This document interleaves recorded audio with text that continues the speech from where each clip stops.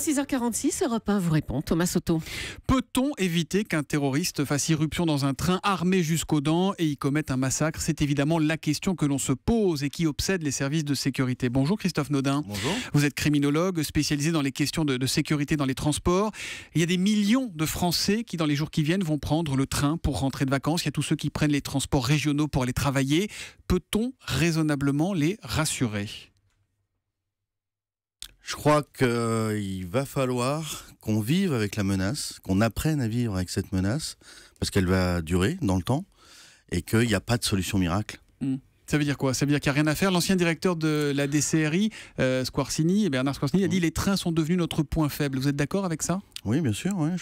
Les trains, les bateaux, les stades, les rassemblements publics, les grands musées, enfin, l'ensemble de ce qui fait une société de droit et une société libre est devenu une cible pour ceux qui luttent contre cette société. Alors, qu'est-ce qu'on peut faire? On a bien compris que la sécurité assurée à 100% n'existe pas. Qu'est-ce qu'on peut faire pour essayer d'améliorer les choses? On a un tweet de Bernard qui nous dit « Une amie est allée à Barcelone l'an dernier, il semblerait que les Espagnols aient plus sécurisé l'embarquement que nous. » Non, c'est du cosmétique, c'est-à-dire c'est simplement le contrôle des bagages sans le contrôle des personnes, ça sert absolument à rien. Mais au moins, évidemment, ça rassure un petit peu les gens qui ne connaissent rien au problème de sécurité. Le contrôle des bagages, si on avait contrôlé les sacs, on aurait quand même vu que le terroriste de vendredi avait une Kalachnikov dans le sac, non? Oui, mais éventuellement, on n'aurait pas vu qu'il avait une arme sur lui, ou qu'il avait un cutter, donc il faut qu'on contrôle et les personnes et les bagages, ce qui est compliqué. Mettre des portiques et fouiller les bagages à l'entrée des trains, comme ça se fait quand on prend l'avion, ce serait uniquement une question d'argent, un problème d'argent? D'abord, c'est inenvisageable, si vous voulez. Si on fait une analogie avec la sûreté aérienne, dont je suis spécialiste, pour 100 millions de passagers en France, ça nous coûte à peu près 1 milliard d'euros. D'accord. Ça, c'est dans les avions. Ça, c'est les avions. C'est juste les avions, d'accord. La France, c'est 14 000 trains par jour, c'est 20 millions de passagers jour, donc plus de 3 milliards par an. Ça fait des sommes qui sont absolument colossales, qui sont totalement inenvisageables. Donc on ne peut pas contrôler en inspection filtrage tous les trains. C'est même pas un sujet. C'est-à-dire qu'on n'a pas les moyens de le faire, c'est pas possible. On n'a ni les moyens, ni financièrement. Et en plus ça aurait des conséquences opérationnelles sur les trains qui feraient que les gens prendraient plus le train. Donc c'est pas du tout intéressant. Il y a des solutions évidemment qui existent, qu'on peut mettre en place. Lesquelles par exemple? Qu'est-ce qu'on peut faire pour essayer d'améliorer les choses là dans l'urgence?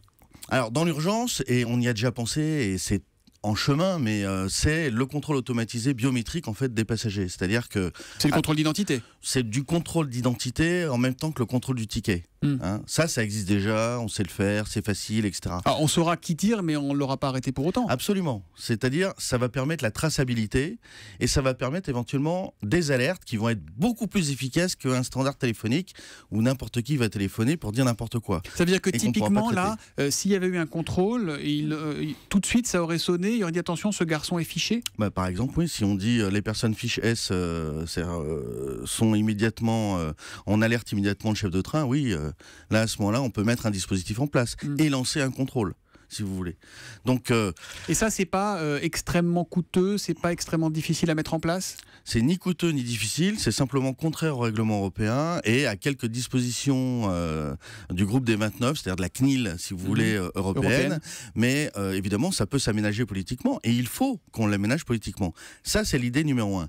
L'idée numéro 2, c'est effectivement de faire de l'inspection filtrage, mais sur un nombre très limité de personnes, une inspection filtrage qui soit aléatoire et discriminatoire. C'est-à-dire? Discriminatoire, ça veut dire qu'on va la faire sur des paramètres, sur des critères qui vont être très précis. Par exemple, dans ce cas-là, on pourrait dire homme voyageant seul entre 20 et 35 ans avec un sac. Et il faut assumer homme basané voyageant seul, homme barbu voyageant seul? Il va falloir l'assumer, puisque je vous disais qu'il va falloir qu'on vive avec la menace, mais ces critères, il faut qu'ils soient modifiables et changeables. Et encore une fois, j'ai dit discriminatoire, j'ai pas dit ségrégationniste, ce qui est très important. Donc on va pas contrôler que les hommes ou que les hommes de la Creuse ou les Corses ou les Basques, on va contrôler selon les critères du jour. Et ça marche très très bien. C'est le système qu'emploient les douaniers d'ailleurs. Les douaniers ne contrôlent pas tous les containers qui arrivent. Ils ciblent. Et ça donne des résultats qui sont intéressants. Troisième mesure, on peut renforcer la police ferroviaire. Aujourd'hui, la police ferroviaire, c'est 3000 personnes qui patrouillent armées dans les trains. Ça marche bien pour la petite délinquance. On a ciblé sur la banlieue parisienne. On peut tout à fait l'étendre aux trains les plus sensibles. Il faut peut-être mieux former les contrôleurs et les cheminots aussi. Alors, je ne veux pas critiquer les contrôleurs parce que leur métier, c'est de contrôler les billets et de gérer les petits incidents dans les trains. Oui, ils ne sont pas des agents de sécurité, ce ne sont pas des policiers. Non, c'est un métier. La sécurité est un métier. Tant qu'on n'aura pas compris ça, on n'avancera pas. Si on prend des gens par défaut pour faire de la sécurité, c'est-à-dire le type qui n'a pas de boulot, on lui dit tiens, tu vas être agent de sécurité, ça ne marche pas.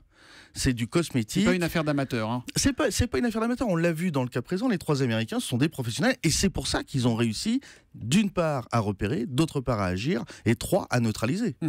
Christophe Naudin, on a un tweet de Cécile de Quadneuf qui nous écrit « Sécurité des transports publics, mesure 1, réservation et paiement par carte bleue obligatoire sur tous les trains grandes lignes ». Est-ce que ça peut être intéressant, ça ? C'est pas forcément une mauvaise idée, mais de mon point de vue, alors là pour le coup c'est discriminatoire au sens négatif du terme, c'est-à-dire que les gens qui n'ont pas de carte bleue, ils ont pas le droit de voyager. Je crois pas que ce soit admissible, on doit pouvoir payer un billet de train avec un chèque ou en liquide. Simplement quand on le paye en liquide, c'est vrai que et qu'on l'achète au dernier moment, ça peut être un critère par exemple de contrôle. On est d'accord qu'on parle pour les trains grandes lignes, pour les contrôles d'identité, on ne peut pas techniquement le faire pour tous les RER, pour tous les métros, c'est impossible. 14 millions de personnes par jour en région parisienne prennent le train. Parmi les mesures qui ont été annoncées ce week-end, la SNCF va donc mettre en place dans 8 jours, vous l'évoquiez, le 1er septembre, un numéro vert de vigilance citoyenne, le 3117. Quand il se passera quelque chose d'anormal, on appellera le 3117 pour le signaler.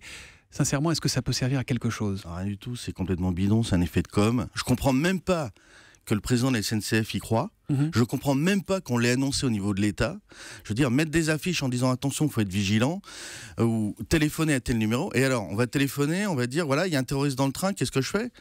C'est pas le tout, si vous voulez, d'apporter le signalement. Il faut pouvoir apporter le traitement. S'il y a personne dans le train, on peut pas traiter.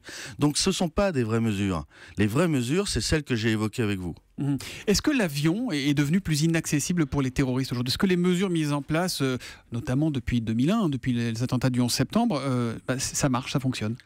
Alors, sur le plan de l'efficacité, on n'est pas certain que ça fonctionne parce que les tests opérationnels démontrent presque tous les jours qu'on peut faire passer des choses.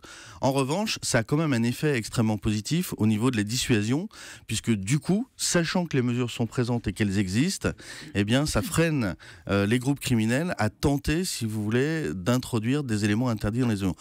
Ça existera toujours, mais en tout cas, on a limité une bonne partie du problème, mais ça nous coûte très cher.